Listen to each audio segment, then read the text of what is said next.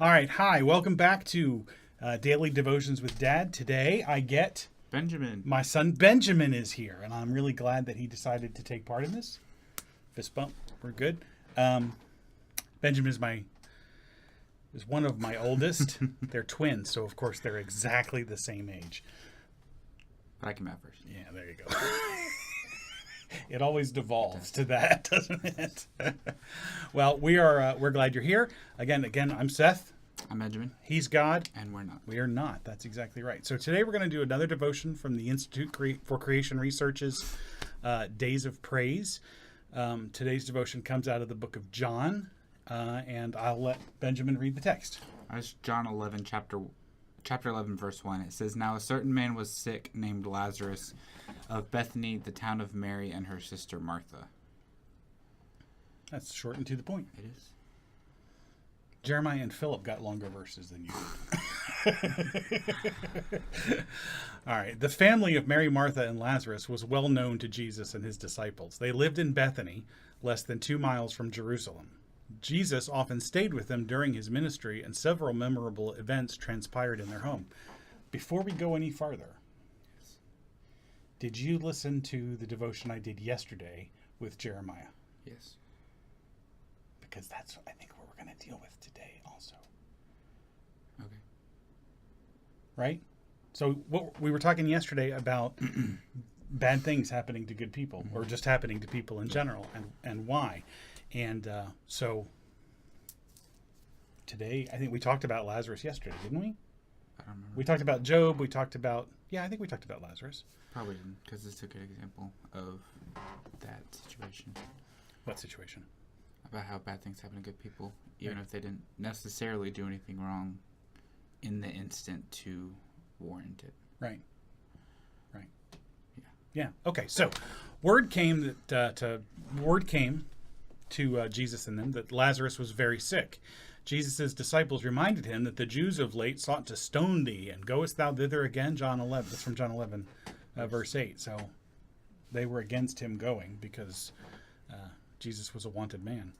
Finally, it was clear that Lazarus had died, and Jesus directed that they go to Bethany to the intent you may believe, it says. Thomas, however, could only see the danger. He says, let us also go that we may die with him. So Thomas was thinking, and not Thomas, your brother. Yeah. Thomas was thinking that if they went to Bethany, that Jesus would get captured, get taken, and they would all die, not just Lazarus. By the time they got to Bethany, Lazarus had been dead for 4 days.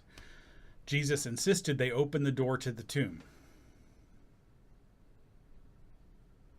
That would probably not be pleasant after 4 days. I would imagine not. In the Judean desert. Yeah. Martha tried to stop Jesus.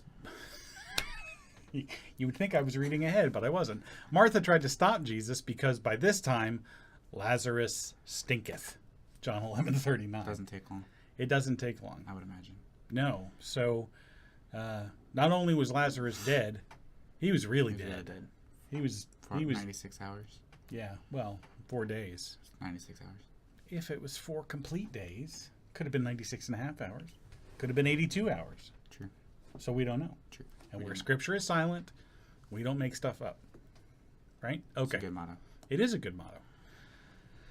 I wish I could take credit for it. I don't remember where that came from, but anyway. Probably me. Bodies begin to decompose within 3 to 6 hours after death. Muscular tissue becomes rigid, cells lose structural integrity, and the chemical process of decomposition causes breakdown of proteins, carbohydrates, lipids, nucleic acids, and more. So again, by this time, he's very dead. Lazarus stinketh. This is not a pleasant thing. Death is horrible. Death processes cannot be stopped or reversed. Death is the last enemy to be destroyed, according to Paul in 1 Corinthians. Yet at the command of the Creator, that would be Jesus, Lazarus walked out of the tomb fully whole. Jesus said, Lazarus, come forth. And Lazarus came forth. With no decay, no sickness. Jesus simply said, loose him, and let him go. Loose him, because back then they buried people. They wrapped him up in cloths. He would have sort of, I mean, I've seen it displayed cinematically, right, where they Lazarus kind of has to come hopping out because he's wrapped, in the burial cloths. Jesus simply said, "Loose him and let him go." Why did Jesus do this? Because, and this is what we talked about yesterday, this sickness is not unto death. So Lazarus's sickness wasn't on him so that he would die. The sickness is not unto death, but for the glory of God, so that the Son of God might be glorified thereby. So that's a hard truth, isn't it? It's easy for us. I mean, when he said that, that was in verse 4 before they had even gone to Bethany. I imagine that's hard, especially from our perspective, where he says the sickness is not unto death, and then he dies. Oh yeah, that's back in verse 4. Oh, Jesus must have made it. Not that he can, but they're been told he's not going to die, and then they find out, what is it in verse? It doesn't say when they found out that he was dead in the devotion. By verse 17 is when he'd been dead for 4 days. They're like, days. You said he wasn't going to die. But he didn't say he wasn't. He didn't say he wasn't. It was not unto death. Yeah. The cause wasn't for Lazarus to die. Right. But for, that's like you guys talked about in yesterday's devotion of all things work together for glory. That's right. For God's glory. Right. And it's hard because, try as we might, we can never have God's perspective. Right? We can't ever know why or how all of this stuff works. Romans says all things work together for good, like you said, for the called who were called according to the purpose, or his purpose. Sorry, I got distracted. Genesis 50:20 says, what you intended for evil, God intended for good. God intended for good, right? And it's not God intended for your good. Correct. From your perspective. Right. Yeah, a lot of people question, well, does this mean, does that mean God creates evil? And the question isn't yes or no. It sounds like a yes or no question, but the question is, what is evil from God's perspective, right? Was the captivity of the entire kingdom of Israel and Judah by the Assyrians and the Babylonians, was that an evil? You got to be careful because the Bible says God did that. Yeah. I mean, it was a punishment for, I forget what the specific cause was, but... Well, idolatry and falling away and all that, yeah. As is par for the Israelites. Right. Yeah, let's not lay all the blame because No, we all do that, right? We all said, well, Cal, speak for me. I won't speak for you. I have things that, that get set above. It's easy to do. It is easy to do. It is easy to do. But, I'm reminded, do you remember the time that the van broke down outside? You know exactly what I'm talking about, don't you? Yeah. We had gone to... I think it was Office. I think we were Office Depot or something like that, picking up school supplies. Yeah. And came out. Everybody got in the car. And again, we have 7 kids. So we got everybody piled in the car and went to turn it on. And it was dead. And it was dead. It would not turn over. And so we tried and waited and tried again. And I called a friend of mine who came out. And when Phil got there, he said, well, have you prayed over it? And I chuckled.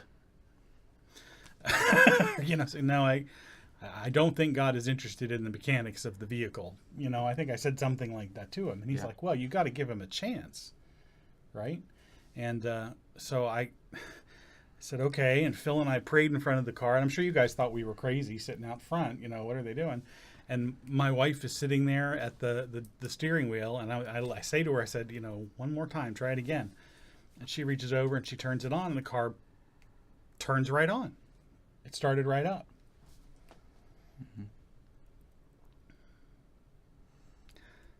I mean, I don't want to say that happened so that God could be glorified in fixing our dead battery or whatever it was. It was the battery. But it sure seemed that way, right? Because as soon as we decided to let go and stop trying to be God ourselves, Phil says to me, have you prayed? And I'm going, well, God doesn't care about working with that. I'll take care of this, right? I will take care of this. Have you ever had anything like that in your own where you turn it over and it suddenly miraculously sort of gets taken care of? Nothing other than Nothing personally. Yeah. But it is easy to think, well, that's too small. It's too small for God. God only cares about the big and important things that affect more than just one person. Yeah. But he doesn't. That reminds me of the song "His Eye Is on the Sparrow," right? I mean, It's funny how all this stuff comes together. I saw a video today of "His Eye Is on the Sparrow." Anyway, weird. So, another good devotion. You know, it's hard. It's a hard theological truth that sometimes God lets things happen to us that we think are horrible and bad and evil and whatnot. But the reality is we don't know the plan God's working out in it. And all we can do is take those situations and try to turn them into something where we can at least recognize, turn it into an occasion for us to give God glory for working for it. So it's yet another reminder that He's God and we're not, right? Yeah. Psalm I told Philip yesterday, or Jeremiah yesterday, the Psalms say, "Be still," or there's one translation that reads, "Cease striving." Stop trying so hard and know that I'm God, he says. And there's just there is a lot of freedom in that. You know, when we can stop trying to be God and let God be God, then we can, it makes things a lot easier. So. It does. Well, thanks again for joining me today. Was this fun? Yeah. You want to do it again sometime? Sure. All right. Very good. All right. Thanks again for joining us. If you would, don't forget, subscribe below, click the little bell icon so you'll get notified when we post new videos. I hope you're enjoying the series. If you are, leave us a comment. Let us know. Let us know if you'd like us to do something different or whatnot. Or if you have any suggestions. Do you have anything you want to add? No? Okay. Very good. So much for this episode. We're all done. Thank you very much. Again, I'm Seth. I'm Benjamin. And he is God. And we are not. We are not. Thanks so much.